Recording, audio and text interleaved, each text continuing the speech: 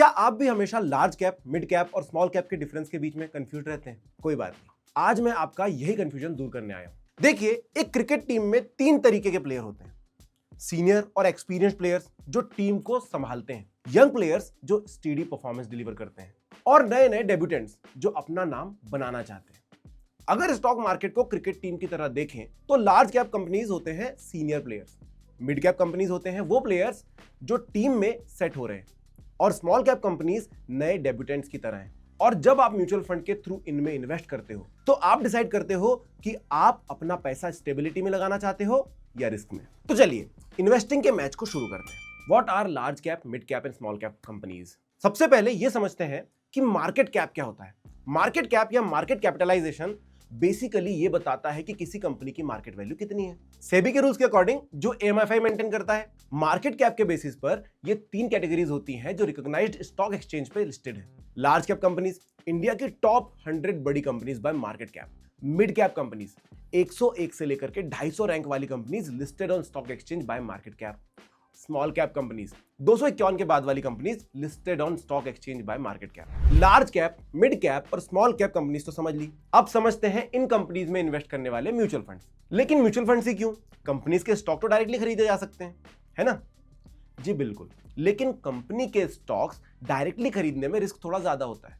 Mutual funds आपको कुछ benefits provide कर सकते हैं, जैसे कि आपका पैसा पूल्ड होता है, professional fund managers company select करते हैं और डाइवर्सिफिकेशन मिलता है। Large cap mutual funds, SEBI के according large cap mutual funds का एटलीस्ट 80% पैसा लार्ज कैप कंपनीज में लगा होना चाहिए।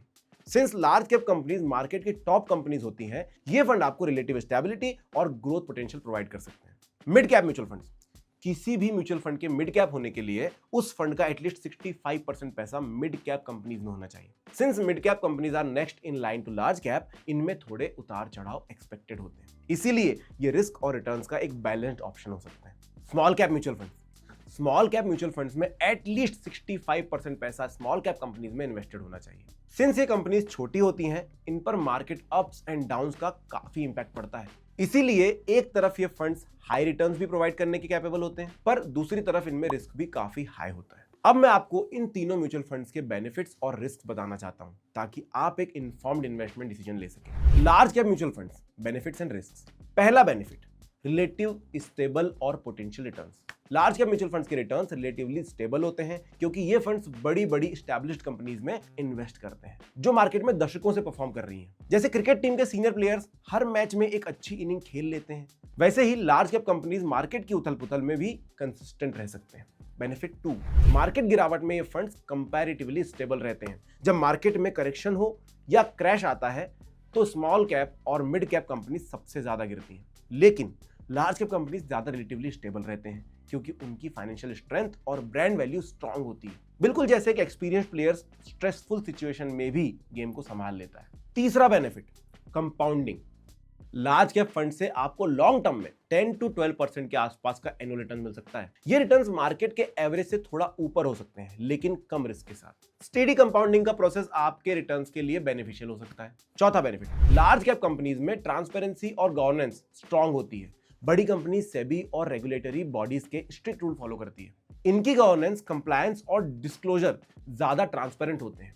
इन्वेस्टर्स को यह ट्रस्ट होता है कि उनका पैसा एक स्ट्रॉन्ग सिस्टम के अंदर लगा है। बेनिफिट्स तो देख लिए, अब देखते हैं कुछ potential risk of large cap funds. पहला रिस्क, ग्रोथ पोटेंशियल लिमिटेड होता है compare to mid and small cap. Large cap companies पहले ही मैच्योर स्टेज में होती हैं, इसलिए उनका ग्रोथ पोटेंशियल लिमिटेड होता है, इसलिए इसके रिटर्न्स भी मिड और स्मॉल कैप के कंपैरिजन में लो हो सकते हैं। दूसरा रिस्क, मार्केट बूम के टाइम पे रिटर्न स्लो हो सकते हैं। जब मार्केट तेजी से बढ़ रहा होता है तब स्मॉल और मिड कैप कंपनीज ज्यादा तेज भागती हैं, large cap companies comparatively slow perform करती हैं। मतलब मार्केट के अच्छे फेज में भी इनके पीछे रहने के चांसेस होते हैं। तीसरा रिस्क, अग्रेसिव इन्वेस्टर्स को ये स्लो लग सकते हैं। अगर आपको थ्रिल और हाई ग्रोथ चेज करना पसंद है तो लार्ज कैप फंड्स आपको बोरिंग लग सकते हैं। ये सूटेबल होते हैं फॉर लॉन्ग टर्म इन्वेस्टिंग, जो कंजर्वेटिव इन्वेस्टर्स प्रेफर कर सकते हैं। अब देखते हैं मिड कैप फंड्स के benefits and risks. Mid cap mutual funds, पहला बेनिफिट, ग्रोथ और सेफ्टी का बैलेंस। मिड कैप फंड्स एक सूटेबल कॉम्बिनेशन दे सकते हैं, ना ज्यादा रिस्की ना ज्यादा बोरिंग। ये कंपनीज लार्ज कैप बनने के रास्ते पर भी हो सकती हैं। दूसरा benefit, return potential. Mid cap companies का return potential historically large cap companies से बेटर है। तीसरा बेनिफिट, लॉन्ग टर्म में वेल्थ क्रिएशन का पोटेंशियल। 5 से 7 साल के होराइजन में मिड कैप फंड्स आपके पोर्टफोलियो में वेल्थ क्रिएशन का पोटेंशियल दे सकते हैं। ये फंड्स एक स्वीट स्पॉट में होते हैं, रिस्क मैनेजेबल होता है और रिटर्न्स बेटर मिलने के चांसेस भी होते हैं। चलिए अब देखते हैं मिड कैप फंड्स के कुछ रिस्क। पहला रिस्क, वोलेटिलिटी लार्ज कैप से ज्यादा होती है। मिड कैप स्टॉक की प्राइस मूवमेंट लार्ज कैप्स के मुकाबले ज्यादा होती है। मार्केट में गिरावट के समय ये फंड्स भी 15 से 20% तक गिर सकते हैं, इसीलिए आपको थोड़ा स्ट्रॉन्ग हार्टेड होना पड़ता है। दूसरा रिस्क, मार्केट करेक्शन के टाइम इंपैक्ट हो सकता है। जब मार्केट डाउन होता है तो मिड कैप कंपनीज इंपैक्ट होती हैं, वो भी लार्ज कैप से ज्यादा और स्मॉल कैप से कम, इसलिए इनके रिस्क को समझना जरूरी है। तीसरा रिस्क, सूटेबल स्टॉक सिलेक्ट करना इंपॉर्टेंट है। मिड कैप स्पेस में फंड मैनेजर की रिसर्च और सिलेक्शन स्किल्स बहुत इंपॉर्टेंट होती है। अगर सिलेक्शन गलत हो गया तो रिटर्न्स पे डायरेक्ट इंपैक्ट पड़ता है। अब देखते हैं स्मॉल कैप म्यूचुअल फंड्स के बेनिफिट्स और रिस्क। पहला benefit, high growth potential. Small cap companies में सबसे ज्यादा ग्रोथ पोटेंशियल हो सकता है। अगर कंपनी अच्छा परफॉर्म करे तो रिटर्न्स कंपैरेटिवली बेटर हो सकते हैं। ये फंड्स वेल्थ क्रिएशन के लिए एक सूटेबल ऑप्शन की तरह कंसीडर किए जा सकते हैं। दूसरा बेनिफिट, अर्ली स्टेज कंपनीज में पोटेंशियल। स्मॉल कैप कंपनीज नए नए बिजनेसेस में होती है। अगर आप अर्ली स्टेज में लॉन्ग टर्म के लिए इन्वेस्ट करते हो और कंपनी सक्सेसफुल होती है तो आपके रिटर्न्स अच्छे हो सकते हैं। और तीसरा बेनिफिट, डाइवर्सिफिकेशन के साथ रिस्क थोड़ा कंट्रोल में रहता है। स्मॉल कैप म्यूचुअल फंड छोटी मार्केट कैप वाली कई कंपनीज में इन्वेस्ट करते हैं। इनका पोर्टफोलियो आमतौर पर ब्रॉड होता है, जिसमें अलग अलग सेक्टर्स की मल्टीपल स्मॉल कैप स्टॉक्स शामिल होते हैं। इस डाइवर्सिफिकेशन से आपका रिस्क थोड़ा स्प्रेड हो जाता है। अगर कुछ स्टॉक्स गिरते हैं तो बाकी उन्हें बैलेंस कर लेते हैं। अब देखते हैं स्मॉल कैप फंड्स के कुछ रिस्क। पहला रिस्क, हाई वोलेटिलिटी।